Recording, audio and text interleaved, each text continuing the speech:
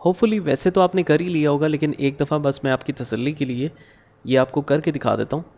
हमने बेसिकली करना क्या था इसमें, हम चाह रहे थे कि उसके रिकॉर्ड से ये जो हमारी ये रिटर्न है, उसके रिकॉर्ड्स पिछले जगह से इस जगह से रिकंसाइल करने हमने। तो हम देखना चाह रहे हैं कि इस इनवॉइस का इधर तो 6.32 अमाउंट है, उधर क्या अमाउंट है इसकी। तो हम लिखेंगे इक्वल्स टू वी लुकअप।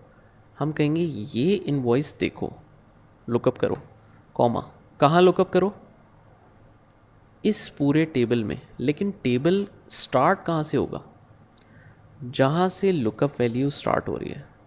अब पूरा टेबल सिलेक्ट करने में कंट्रोल शिफ्ट राइट और डाउन भी कर सकते हैं, लेकिन मैं क्या करता हूँ, मैं पूरे टेबल को ऐसे कॉलम्स से सिलेक्ट कर लेता हूँ, ताकि अगर फ्यूचर में कोई बहुत नीचे भी डेटा है या फिर गैप के साथ भी लिखा हो तो वो भी रिकन्सिलिएशन में आ जाए। पूरा टेबल आप यहाँ कॉलम से भी आगे तक सिलेक्ट कर सकते हैं, ठीक है। कॉमा, कॉलम इंडेक्स क्या है। अब यहाँ पर आप नोटिस करेंगे कि डिटेल्स में ये लग तो रहा है कि एक ही कॉलम में लिखा हुआ है, लेकिन एक्चुअली अगर हम यहाँ से देखें तो ये 2 कॉलम्स में है।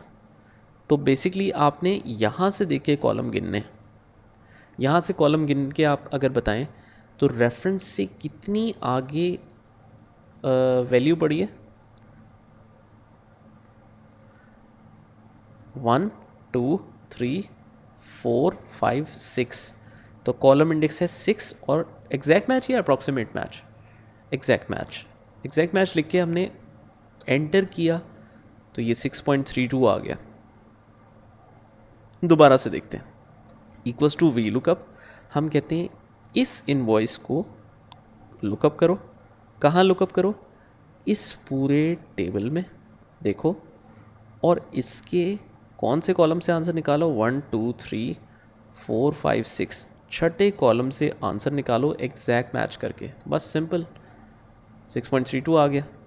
अब क्योंकि जो डाटा आपने पूरे कॉलम को सिलेक्ट करके कर लिया ना, उसको फिक्स करने की ऐसा ज़रूरत ही नहीं पड़ती, क्योंकि मैं जितनी भी कोशिश कर लूँ ये नीचे कहीं जाएगा ही नहीं, मतलब नीचे जाने की जगह ही नहीं है। जब पूरा ही कॉलम सिलेक्ट कर लिया तो नीचे जाने की कैसे जगह रहेगी। तो जब रो नंबर्स इन्वॉल्व होते हैं ना कॉलम के साथ, सिर्फ तब नीचे जा सकता है डाटा, तो इसमें कोई मसला नहीं है। तो कुछ भी ऐसा सच फिक्स करने की ज़रूरत नहीं है, क्योंकि इसको नीचे आना चाहिए नेक्स्ट इनवॉइस का रिकन्सिलिएशन फिर ही तो होगा, और डाटा वैसे का वैसे है, बस दैट्स इट। तो इसको सिलेक्ट करके हमने डबल क्लिक करके ड्रैग किया, ये आपस में सारी अमाउंट्स आ गई।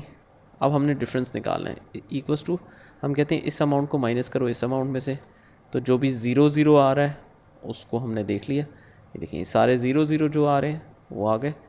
हम जो है अगर कॉमा स्टाइल कर देना उसके बाद, तो ये देखें ये बड़ा आसान हो जाएगा देखना। अब अगर मैंने ये देखना है कि टोटल रिकन्सिलिएशन में डिफरेंस है कितना, तो आपने क्या करना है, इस पूरे डेटा को सिलेक्ट किया, कंट्रोल शिफ्ट राइट, किसी एक हेडिंग को सिलेक्ट करके कंट्रोल शिफ्ट राइट, और होम पे जाके वैसे तो सॉर्ट एंड फिल्टर में फ़िल्टर इंसर्ट करना है, लेकिन अगर मैं शॉर्ट की आपसे पूछूं तो हम कहेंगे अगर हमें कोई शॉर्ट की याद नहीं है तो हमें एक ही याद है,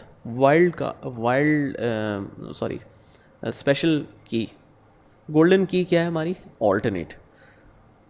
ऑल्टरनेट पूरा कंट्रोलर खोल देता है। हमें जो शॉर्ट की यूज़ करनी है वो कौन से टैब पे, होम टैब पे। तो हमने उसके बाद एच, होम की एच की है तो हमने एच लिखा। फ़िल्टर लगाने के लिए शॉर्ट में गए एस और उसके बाद एफ़, तो दैट मीन्स शॉर्ट की टोटल क्या बनी, कंट्रोल जी मैंने किए, दोबारा से लगाते हैं कंट्रोल शिफ्ट राइट और ऑल्टरनेट एच एस एफ, ये शॉर्ट की है। डिफरेंस में हम क्या करेंगे, हम जो ये है डैश और जो भी और कोई अगर ज़ीरो की अमाउंट है ये अनचेक कर देंगे और ओके कर देंगे। तो अब हमें डिफरेंस टोटल कितना आ रहा है, 4255 का कुछ फ़र्क है। और ये कितनी ट्रांजेक्शन्स हैं जिसको हमें देखना पड़ेगा मैनुअली, 55 ट्रांजेक्शन्स हैं। तो एक्चुअली तो 55 ट्रांजेक्शन्स भी बहुत हैं, लेकिन देखें हमारी एफ़र्ट कितनी ज़्यादा बच गई, वरना हमें एक एक करके कितनी ट्रांजेक्शन देखनी पड़ती। ओ हो 579 ट्रांजेक्शन में से सिर्फ 55 देखनी है। वो 55 भी इसलिए देखनी पड़ेंगी क्योंकि उसमें फिर ये नहीं पता कि हो सकता है ये परचेज टैक्स कंट्रोल अकाउंट वाले जगह पे गलती हो। मतलब अगर ये यहाँ पर 1.32 लिखा है और यहाँ पर 6.32 लिखा है, तो क्या पता ये गलत हो और क्या पता ये गलत हो, ठीक है, या क्या पता इनवॉइस नंबर ही गलत हो। तो इस तरह की डिफरेंसेस इस वजह से भी आ जाते हैं कि कभी कभी इनवॉइस नंबर आपने दूसरे से मिलता जुलता लिख दिया तो उसकी अमाउंट सामने आ रही है, इस वजह से मैच नहीं करे। तो ये सारे फैक्टर्स जो है ना वो मैनुअली चेक करने पड़ेंगे। लेकिन जो सिंपल वाला काम था कि जी इसका इनवॉइस नंबर देखो, उधर उसकी अमाउंट क्या है नोट करो, फिर सामने लिखो हाँ दोनों मैच हैं, कलर कलर, ये कितना फजूल काम है। तो 1 मिनट में हमने ये सारी रिकन्सिलेशन कर ली, हमें एग्जैक्टली पता है कि कौन सी चीज़ का कितना डिफरेंस है, और ये रिपोर्ट फुली रिलायबल है। मतलब इस पर कोई शक नहीं किया जा सकता कि अगर आपने वी लुकअप के थ्रू प्रॉपर आपको पता है कि मैंने वी लुकअप सही लगाया है, तो फिर कोई मसला ही नहीं है। तो देखिए इस तरह से बड़ी बड़े डाटा की रिकन्सिलेशंस वी लुकअप से बिल्कुल हलवा हो जाती हैं।